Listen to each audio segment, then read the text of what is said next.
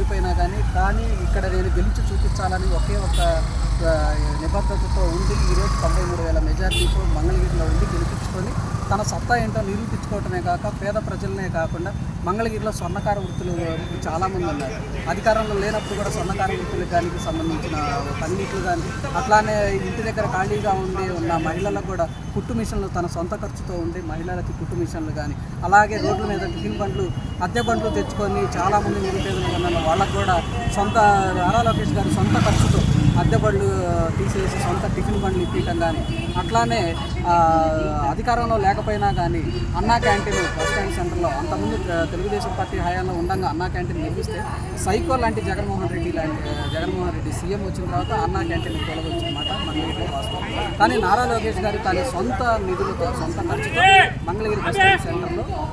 అన్నా క్యాంటీన్ వేసేసి ఇట్లాంటి పేద ప్రజలకు ఎన్నో ఉపయోగపడేవి చేశారు.